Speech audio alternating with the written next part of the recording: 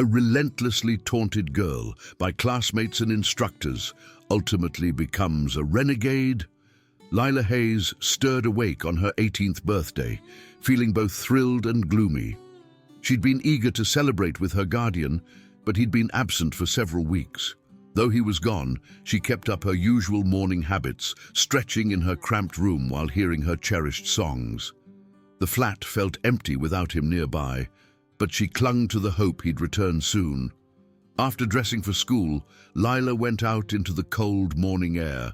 Almost right away, she spotted two patrol officers coming toward her on the path.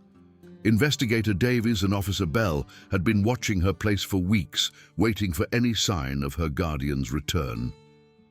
"Lila Hayes," Investigator Davies called out, sounding firm but not unkind. "We need to discuss your guardian, Franklin Hayes." Lila's spirit fell. She had overheard the rumors, seen the news stories about her guardian's supposed part in weapons smuggling around River City. But she wouldn't believe the man who had raised her with such love and care could be the lawbreaker they claimed he was. "I don't know where he is," Lila answered quietly, not slowing down toward Northwood High. The officers followed her for several blocks, their presence drawing curious looks from people walking by. "If your guardian gets in touch with you, tell him to give himself up," Officer Bell suggested. "It would be better for everyone, including you." Lila sped up, desperate to get away from their constant questions. She had grown weary of being treated like a wrongdoer just because of her guardian's suspected wrongdoings. The constant watching had already begun to hurt her friendships and peace of mind. At school, the situation was even worse. Her former companions now stayed away from her completely, whispering behind her back and giving her disgusted glances across the hall. When she got to her locker, she saw it covered in bad words, calling her a weapon dealer's girl, and worse. Someone had even stuck a paper bag of baking soda to her locker with a note reading, "Like guardian, like girl." The torment continued throughout the day. During lunch, a group of girls led by Tiffany Bellwether, the most well-known student in her grade, came to her table acting like they cared. "Oh, Lila, we heard about your guardian," Tiffany said, acting sad. "Maybe you should think about quitting school and doing what he does. I bet you'd be great at moving weapons." The other girls laughed meanly, and Lila felt her face get hot with embarrassment and anger. She had never been one to run from a fight, and today was no different. All of a sudden, she stood up and pushed Tiffany backward, sending her crashing into a nearby table. The lunchroom broke out in chaos as other students gathered to watch the fight. "Don't you ever talk about my guardian," Lila yelled, her voice loud in the big room. "You don't know anything about him or our family." The fight didn't last long, but was wild. Lila's years of self-defense training helped her as she fought back against Tiffany and her friends. Teachers quickly stepped in, breaking up the fighters and taking Lila to the principal's office. Headmaster Harrison sat behind his large wooden desk, looking serious as he looked over Lila's file. The phone calls from worried parents had been coming in all week, and the school board was pushing him to take action. "Lila, I'm afraid I have no choice but to suspend you for a long time," he said, sounding sad. "Too many parents have said they are worried about you being in the same classes as their kids. I'm sorry, but the safety and peace of mind of all our students must come first." Lila looked at him in shock. "You're kicking me out because of something my guardian supposedly did. That's not fair." "I understand you're upset, but I can't do anything else," Headmaster Harrison answered. "Maybe you should think about going to another school where you can start over." Feeling beaten and abandoned by the system that was supposed to protect her, Lila gathered her things and walked out of Northwood High for the last time. She handed her English teacher, Mrs. Clark, a card with her contact information, asking her to send any important papers to her home. When Lila got to her apartment that evening, she was mad to see the same plain patrol car parked outside. The constant watching felt like torment, and she had had enough.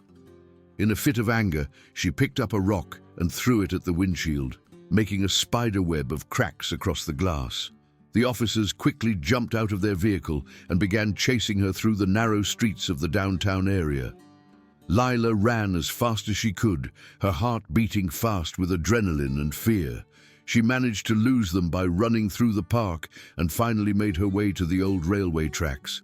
Sitting on the cold ground, Lila watched the sun set and paint the sky in bright colors. The sound of trains in the distance was oddly comforting, and she let herself remember happier times with her guardian. Franklin Hayes had been a loving single guardian after her parents died when Lila was just 8 years old. He had taught her to play sports, helped her with homework, and always made time for their weekend trips around the area. Those memories felt like a long time ago now. Lila took out her phone and looked at the screen, hoping for a message or missed call from her guardian. Nothing. She had been waiting for weeks to hear from him, really wanting to know his side of the story. When she finally went home that night, the police were still outside her building. Lila ignored them completely and walked up the stairs to her apartment on the second floor. The silence inside was loud, only broken by the buzz of the lights and the distant sound of cars below. At exactly 9:52 p.m., the phone rang. Lila's heart jumped as she heard her guardian's voice on the other end. "Happy birthday, sweetie," Franklin said softly. "I'm sorry I couldn't be there to celebrate with you. Did you have a good day at school?" Lila lost control. All of her pent-up anger and frustration came pouring out in a flood of accusations and tears. "A good day? Are you kidding me? My life is ruined because of you. Everyone thinks I'm a lawbreaker just like you supposedly are. I got kicked out of school, guardian. Kicked out, and you're asking if I had a good day?" Franklin's voice cracked with emotion. "Lila, I'm so sorry. I never wanted any of this to affect you. I'm going to fix this, I promise. I'll come home and we'll figure it out together." "Don't bother," Lila answered coldly. "As far as I'm concerned, my guardian is already dead." She hung up the phone and fell onto her bed, crying into her pillow. Far away, Franklin Hayes sat in his car in a dark alley, staring at his phone, feeling crushed. He had been hiding for weeks, trying to find proof to show he was innocent. But seeing his girl suffer because of his situation was more than he could handle. He made a decision that would change everything. Franklin drove through the night, taking old roads to avoid police stops. He had to see Lila one more time to explain everything and make sure she understood how much he loved her. As he pulled up to their apartment building, he saw the police watching had been reduced to just one officer sleeping in his car. Franklin quietly went to the officer's vehicle and used a nerve strike to knock him out. He then went up to their apartment, his heart beating fast with hope and fear. He reached for his keys, but before he could open the door, he heard footsteps behind him. "Franklin Hayes," a voice called out from the shadows. "I've been waiting for you." Franklin spun around to see a figure wearing a black helmet and dark clothes. The person's face was completely hidden, making it impossible to know who it was. "Who are you? What do you want?" "Justice," the masked figure answered, raising a pistol. "For what you did to Officer Garcia." "I didn't hurt anyone," Franklin yelled, raising his hands. "I'm innocent." The gunman didn't wait. 2 shots rang out in the narrow hallway, and Franklin fell to the floor, his blood slowly spreading on the old floor. Inside the apartment, Lila woke up at the sound of gunshots. She had been dreaming about her guardian's return, and for a moment, she wondered if she was just imagining things. But when she heard a loud noise against her door, she knew something was terribly wrong. Lila went to the door and looked through the peephole. Her world fell apart in that moment. Her guardian lay dying right outside, his killer standing over him with the smoking gun still in his hand. She tried to open the door, but Franklin, with what little strength he had left, pressed his body against it. "Stay inside," he whispered, his voice barely there. "Don't let him see you." "Guardian, no!" Lila cried out, trying to push the door open. "Please, let me help you." Franklin used his last moments to protect his girl. "I'm sorry, Lila. I love you so much. Be strong." His body went still, and the hallway fell silent except for Lila's broken cries. The masked killer quickly disappeared into the night, leaving no trace except for the weapon he had used. Lila finally managed to open the door and found her guardian's body. She held his head in her lap, his blood staining her clothes as she cried, full of sadness and anger. The funeral was held 3 days later at Green Lawn Cemetery. Lila sat alone in the front row, staring at her guardian's picture surrounded by white roses.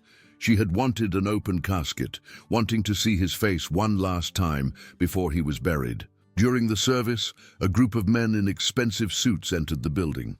They were led by an older man with white hair and cold eyes. Xavier Stone had been Franklin's closest friend before everything went wrong, and he had come to pay his respects, even though it was risky. After the others had left, Xavier came to Lila looking sad. "Your guardian was a good man, Lila. One of the best I've ever known." "Then why is he dead?"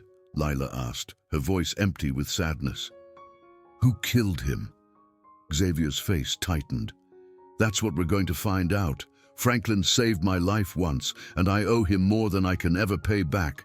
But I can promise you this, his killer won't get away with it." Lila looked at Xavier's face, seeing the same strength that her guardian had. "I want to help. I saw the killer that night. I have a picture from our building's camera." "Lila, you're just a kid. This isn't your world."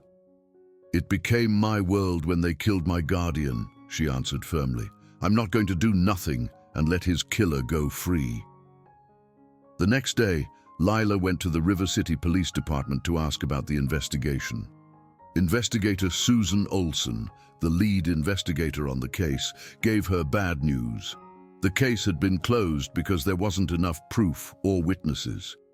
"That's impossible," Lila yelled. "I have video showing the killer. How can you just give up?" Investigator Olson sighed sadly. "The video is too blurry to know who it is. Without more proof or witnesses, there's nothing more we can do. I'm sorry, but your guardian was involved in some very dangerous things. Sometimes that has results." Lila felt her anger grow. "My guardian was innocent. He was framed." "That's not what our investigation showed," Olson answered coldly. "Franklin Hayes was a known weapon dealer who made a lot of enemies. This was probably a revenge killing by another group." Upset by the police's lack of care, Lila decided to take things into her own hands. She printed hundreds of copies of the video and put them up all over the city, offering a reward of $15,000 for any information about who the killer was. Xavier Stone saw one of the flyers while walking through the farmer's market. Seeing Lila's sadness, he knew she needed help before she got herself killed. He found her being harassed by a group of thugs trying to steal her reward money and stepped in, easily dealing with the robbers. "You're going to get yourself killed if you keep this up," Xavier warned her. "Revenge isn't something you can do with good intentions and being an amateur." "Then teach me," Lila answered right away. "You knew my guardian better than anyone. You must have some idea who wanted him dead." Xavier looked at her for a long moment, seeing Franklin's stubborn strength in his girl's eyes. "If you're serious about this, really serious, then you need to know what you're getting into. The people who killed your guardian aren't going to wait to kill you too." "I don't care," Lila said firmly. "I can't live knowing his killer is still out there." Xavier made a decision that would change both their lives. "Pack your things. There's a place I need to show you." He drove Lila to an old factory in the industrial area south of River City. The building looked run down from the outside, but inside it had been changed into a training place. Heavy bags, weapon racks, and mats filled the big space, while several men practiced different fighting moves. "This is where I train people who work for me," Xavier explained. "If you want revenge, you'll need to learn how to fight, how to kill, and how to survive in a world that doesn't follow rules." Lila looked around the place, feeling both scared and strong. "When do I start?" "Tomorrow morning, 6 a.m. sharp," Xavier answered. But know this. Once you start down this path, you can't go back to your old life. You'll be entering a world of violence and lying where you can't trust anyone. The next morning, Lila met David Blackwood, Xavier's second in command and head trainer. David wasn't sure about training a teenage girl, but Xavier said that Lila had earned the right to find justice for her guardian. "She's not like the others," Xavier told David quietly. "Franklin died protecting her. The least we can do is give her the tools to protect herself." Lila's training began right away. She spent her days learning fighting, weapons, and plans. The others didn't think much of her at first, but Lila's strength and skill quickly gained their respect. During the evenings, Xavier would tell Lila about the criminal world that had taken her guardian. He explained the network of lying and violence that controlled the weapon trade in River City. Most importantly, he taught her how to know when there were dangers and chances in a world where information was more important than money. After 6 months of training, Lila had changed from a sad teenager into a skilled fighter. She could use many weapons with skill and knew how to use plans on the streets. But more importantly, she had gained the strength and control to survive in Xavier's world. Xavier decided it was time to give Lila a new name. Franklin's girl had to disappear completely if she was going to get into the system that had failed her guardian. He gave her fake papers saying she was Rachel King, a young woman with a clean record and no link to the Hayes family. "From now on, Lila Hayes is dead," Xavier told her seriously. "You're Rachel King, and you're going to become a police officer." Lila was confused by this plan. "Why would I join the police? They're the ones who failed my guardian." "Because the lying goes deeper than you know," Xavier explained. "Your guardian was set up by someone inside the police. The only way to find his real killer is to get into their ranks and find proof from the inside." Xavier had learned that Franklin's pistol was found at the murder scene, suggesting that the killer had taken it. Police records showed that the weapon had been registered to Officer Michael Garcia, an officer who had been killed while working several years before. The connection was too important to ignore. Lila spent the next 2 years getting ready for her new job. She studied law, learned police rules, and made up a story that would hold up. When she applied to the River City Police Academy, she was accepted. The academy training was hard, but Lila could handle it. She did well in physical fitness, weapons, and battle plans. Her teachers were impressed by her skills, not knowing that she had been trained by some of the most skilled criminals in the city. After graduating, Lila was assigned to the police in the downtown area. She had asked for this job because it would give her access to the detectives who had worked on her guardian's case. On her first day, Lila was put with Officer Steve Johnson, a cop who had been on the force for many years. Steve wasn't sure about his young partner, but Lila's skills quickly won him over.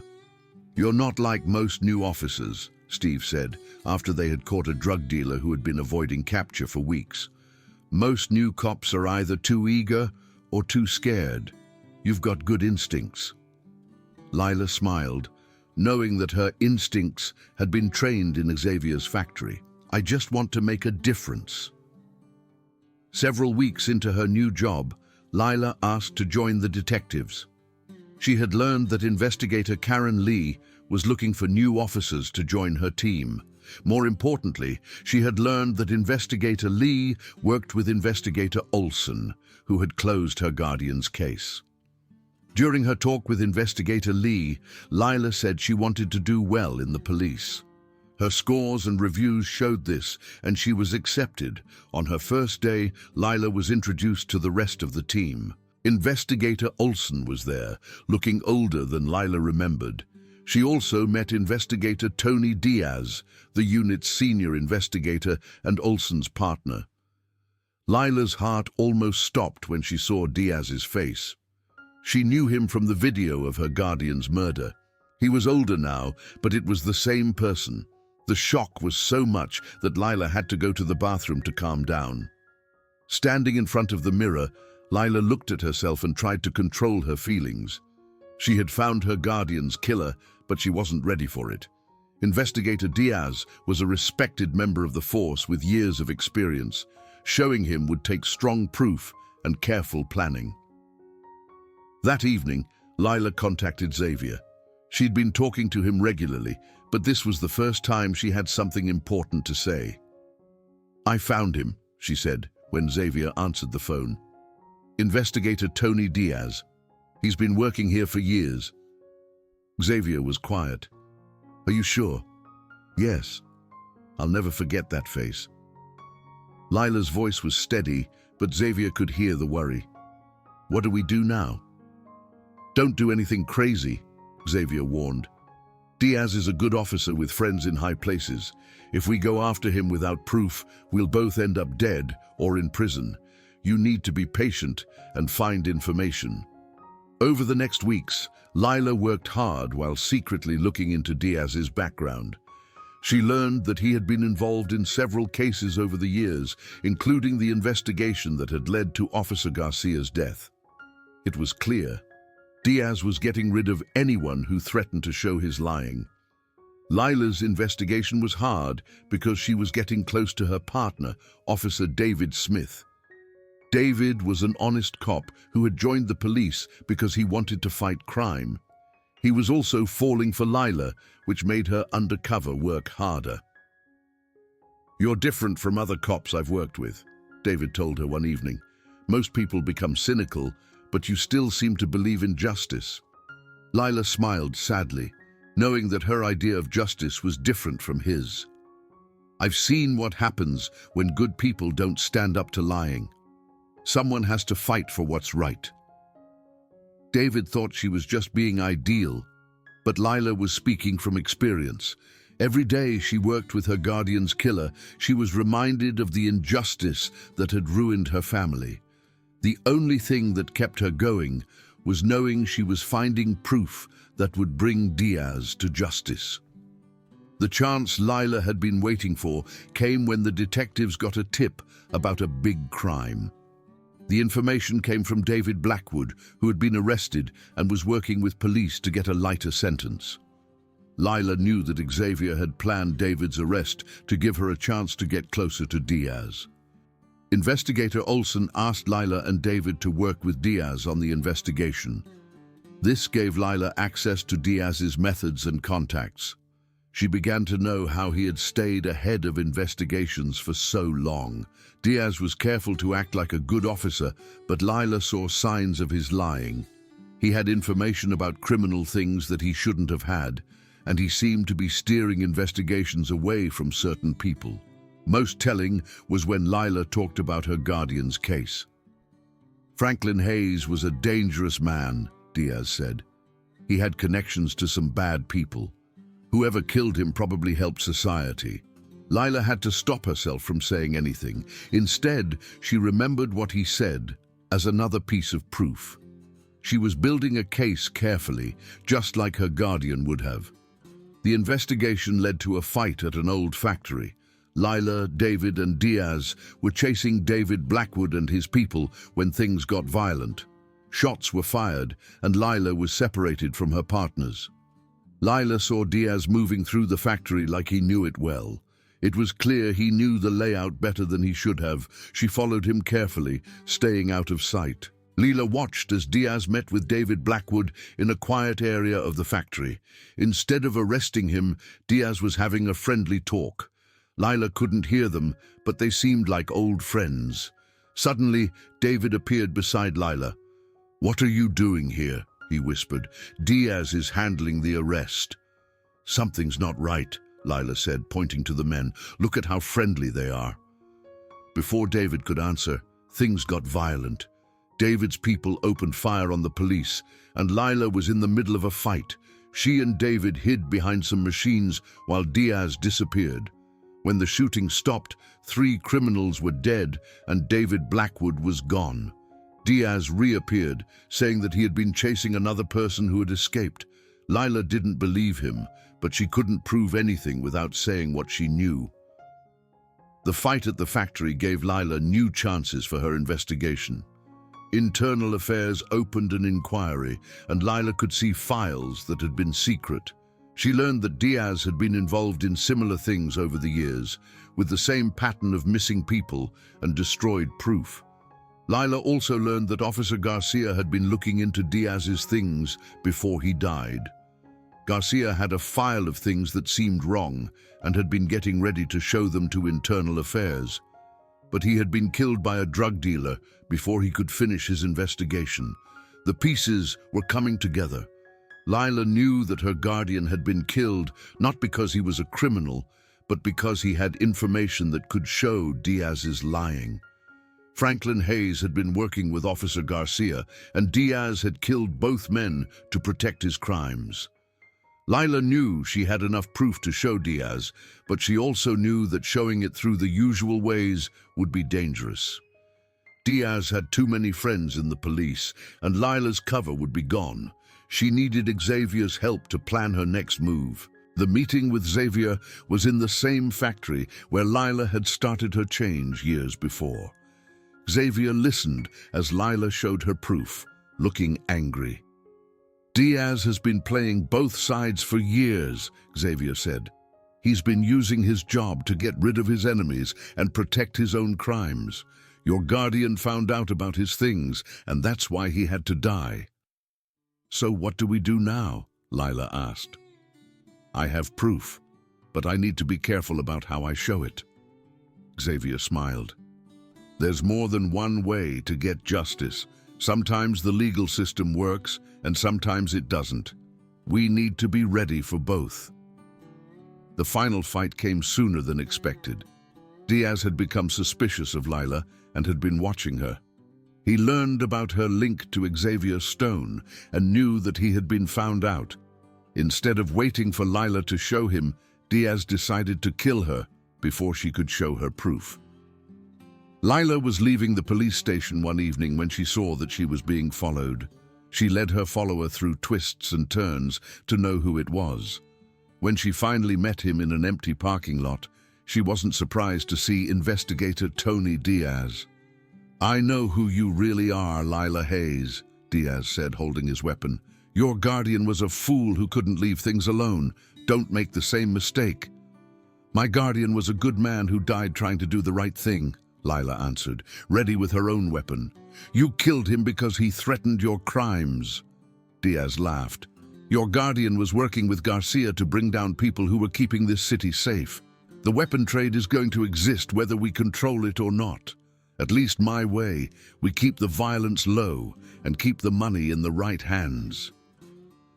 "You're a killer and a criminal," Lila said, "and you're going to pay for what you did to my family." The fight lasted for minutes, with both looking for a chance. Lila knew that Diaz was a fighter, but she also knew that her training had prepared her. When he made his move, she was ready. The fight didn't last long. Diaz was skilled, but Lila had her youth and training. She was fighting for justice while he was fighting for his life. Lila won. As Diaz lay dying, he said one thing. "Your guardian, he was trying to protect you. He thought if he helped Garcia, it would keep you safe from people like me. He loved you more than you'll ever know." Lila stood over her guardian's killer, feeling happy and empty. She had reached her goal, but the win felt empty. Franklin Hayes was still dead, and nothing could bring him back.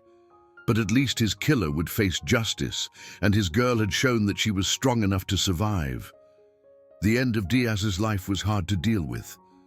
Lila had to be careful to avoid showing who she really was, or her link to Xavier Stone. She showed the proof of Diaz's crimes as something she had learned during her police work, and the Internal Affairs investigation showed she was right. Investigator Olson was sad to learn that her partner had been lying for so long. She apologized to Lila for closing Franklin Hayes' case too soon, and promised to make sure that Franklin's name was cleared. "Your guardian was a hero," Olson told Lila. "He died trying to show the lying in our department. His death wasn't for nothing." Lila accepted the apology, but she knew that she had changed. She had become someone her guardian wouldn't know, someone who could be violent and lie. The girl who had believed in justice was gone, replaced by someone who knew the truth of the world. Xavier Stone asked Lila to join his group, but she said no. She had reached her goal and didn't want to live in the criminal world. Instead, she decided to leave River City and start over, remembering what her guardian had taught her about love and what she had learned about surviving. As Lila drove out of the city, she thought about her journey. She had started as a victim, been changed by sadness and lying, and had found the strength to get justice. The girl who had been bullied and kicked out of school was gone, replaced by a woman who had shown she could survive anything. The story of Lila Hayes was about the power of strength and the cost of justice. She had lost her innocence and her guardian, but she had gained something. She was strong enough to face any challenge. In a world that wanted to break her, she had found a way to fight back.